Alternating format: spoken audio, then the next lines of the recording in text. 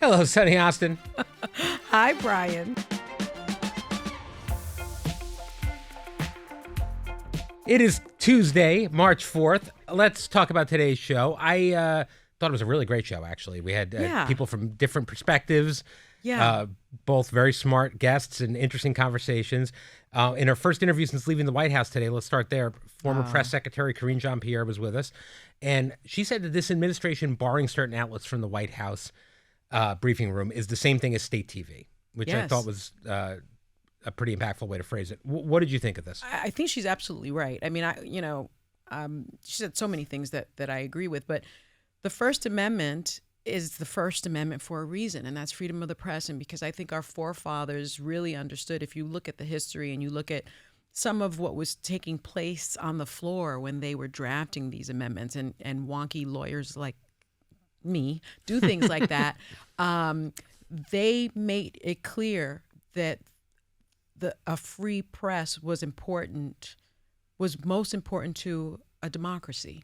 And without a free press, without the Fourth Estate, you don't have a true democracy. And that's why you don't see the type of access that the press generally used to get in the United States in other countries that are suppressive administrations. And so that change that the White House made in breaking with, over a century of precedent is just unheard of. And it really sounds the alarm for someone like me who studied journalism in college, right? It really, it scares me a bit, because when you do visit other countries, there is state TV. I actually have been to Russia, and I was in St. Petersburg, and state TV looks very different from what we have here in the United States or have had here. I thought what she also said, in disagreeing with Stephen A. Smith, thankfully, is that the current president, does not have a mandate. Mm-hmm. He does not. And I'm glad that she made that clear to our viewers. I've said it. Joy has said it. Whoopi has said it. And now the former press secretary, has said it. You referenced Stephen A. Smith, who had differing opinions from a lot of the table, not all the table, but some of the table, and different opinion. Yeah, I have a difference of opinion with Stephen on most things. Yeah, well, there you go. How about sports? Well, I beat him in fantasy football. So That's right. Yes, you did. We should bring that up next time he's on. That's absolutely correct. You beat him twice. Twice. Yes. All right. Maybe I should host a football show or a basketball show. All right. First take with Sonny. I like it. Stephen A. is being mentioned in presidential polls. He talked about that on the show. That's ridiculous. To his credit, he also said it's ridiculous from a certain perspective. But he didn't say it was ridiculous. He said that he's unqualified, which is true. Mm-hmm. Although the bar obviously is low. But then he went on to say... He also said he'd win against these people. Yes, he said he would win. And he also said that the difference between himself and a character like Trump, is that he would surround himself with people that knew their positions and knew more than he knows, and then he would learn from them. So the fact that he said he was unqualified doesn't seem to mean to him, in his mind, that he still can't be president, which I think is a scary proposition, because, not only has Trump emboldened people to run for the highest office of the land, he's actually surrounded himself with incompetency. So that is scary to me. And people that are loyal, that will just do whatever he says and go along with the program, not only in his cabinet, but in Congress. So I'm sort of, listening to a Stephen A. Smith. If that's the future of politics, I like him as a person, but I do not want Stephen A. Smith as the president of the United States. And just the notion that so many people would approve of that tells me that we really are like DEFCON 3 right now. Well, it's interesting because you see a lot of conversations, a lot of polling that it will take somebody that is not a traditional politician to take on what become of the Trump Republican Party in the same way that Trump was not. I don't agree. You hear with about that. like The Rock or somebody like that. I don't agree with that at all. Yeah, I think that he has taken a sledgehammer to government. People are actually feeling the real life effects of it. People are losing their jobs. They're losing their homes. They're going to probably lose their Social Security. They're probably not going to be able to buy enough eggs to make an omelet. They're going to feel it. And when that happens, they're going to want the grown-ups back in the room and back in which power. Is what happened in people 2020. With experience. Yeah. Yes. I worked for the federal government, just one branch. I can tell you that it is very complicated.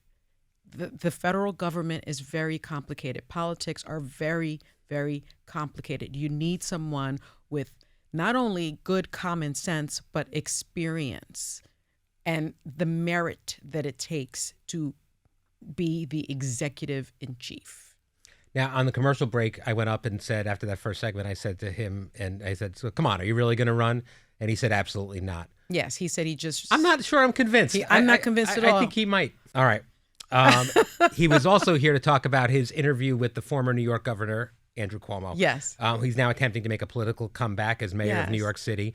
Andrew Cuomo's been on the show. You've met and interviewed him. Yes. Do you think he has a chance of winning? I do. I do think he has a chance of winning. And that's primarily because during the pandemic, every single New Yorker turned on the television, and in real time, every single day, he was giving us facts and information. And not only New Yorkers, I'm talking about everyone in this country. Mm-hmm. I had friends all across the country waiting to hear from Governor Cuomo. I will say this, though. What happened with the nursing home scandal, I need to hear his explanation for that. Mm-hmm. I think that was very serious. I think there were deaths, and I don't know what his answer is for it, but I would like to hear it, and I think most New Yorkers would like to hear it. No, of course, and as someone I know what you went through during the pandemic, and you weren't not involving nursing home, but you lost family. We lost both of Manny's parents, and I can tell you that kind of loss is we are not the same family that we were before, and so, you know, if you send people that have an infectious, deadly disease back to a nursing home with fragile, elderly people, you know, there has to be. I need an answer for those actions. Well, it sounds like Governor Cuomo might be coming on The View at some point, so that'll be great to have that conversation. And he will have to answer those questions for New Yorkers. You said on the show today that you're not going to be watching President Trump's joint address to Congress. No, tonight. I'm not. No. We'll have some clips for you to get up to speed tomorrow before the show. But thank you. What do you hope to see from the Democrats? Look, I said it on the show today. I think that we are in an unnatural place right now. We've never seen this happen in the history of the presidency. We've never seen someone try to dismantle our government from within and consolidate power the way a dictator does.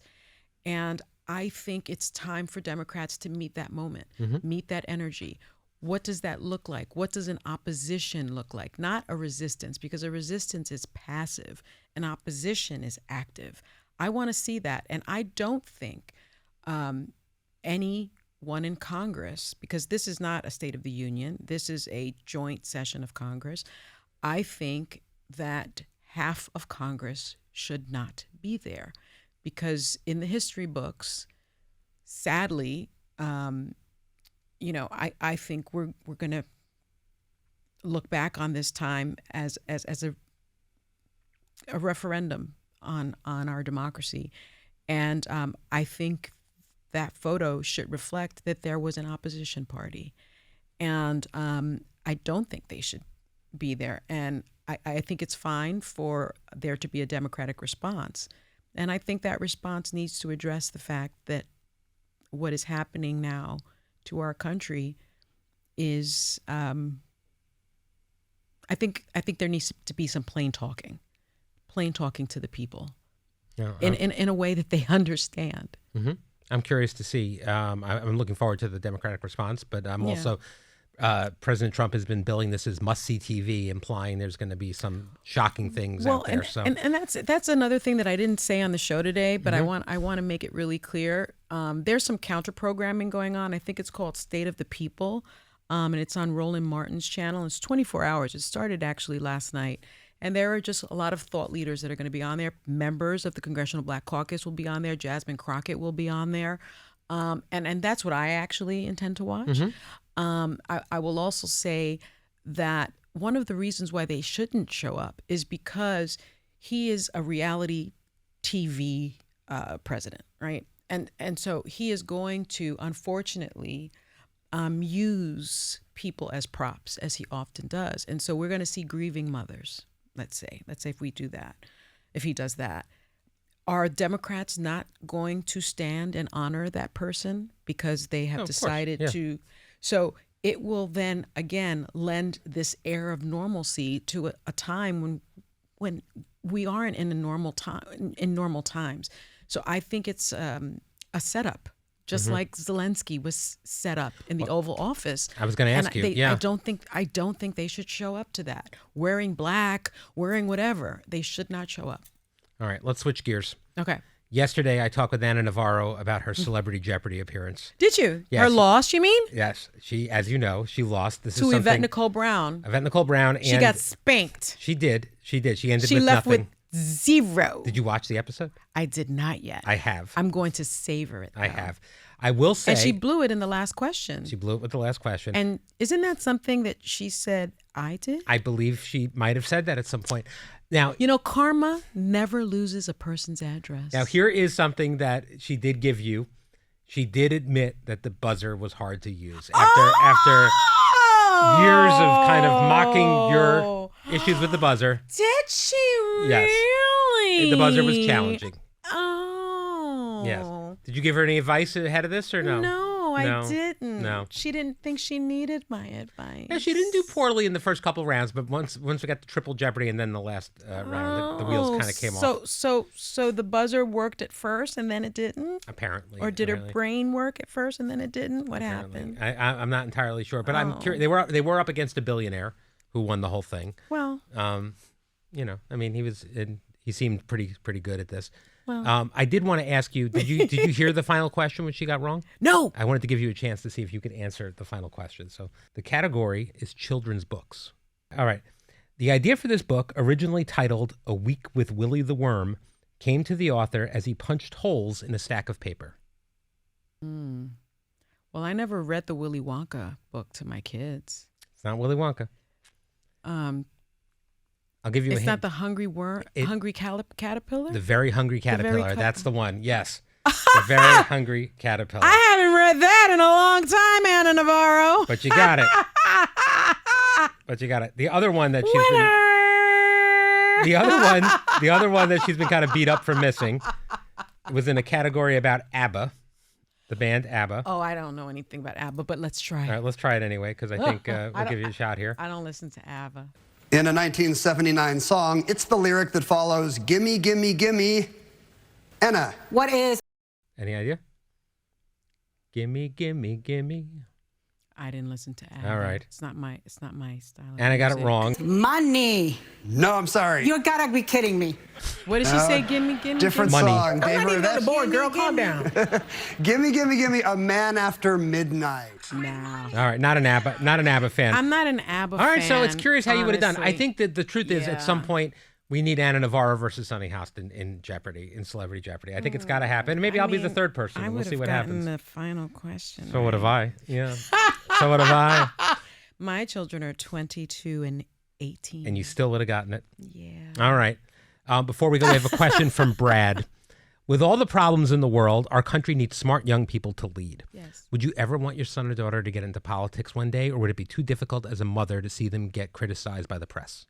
Oh my God, my children get criticized by the press now. They do, yeah, unfortunately. They do. They have lived the lives of with their mother as a public figure since they can probably remember. I do know this: my children are kind and they're empathetic, and they're politically astute. Mm-hmm. They're smart. I think that and they're good leaders. So if they were passionate about it and wanted it. If they were passionate about that, I would be very supportive because I know that they would do good in this world. Mm-hmm. I know because they're already doing good. And what else can you want as a parent? That's pretty good. They're good people. Yeah. And I think we need more good people in government. All right, so Gabriel will run against Stephen A. Smith in his second term. And he beat him. Thank you for joining me today, Sunny Hostin. Tomorrow, I will be back with Joy Behar, and we'll see you then.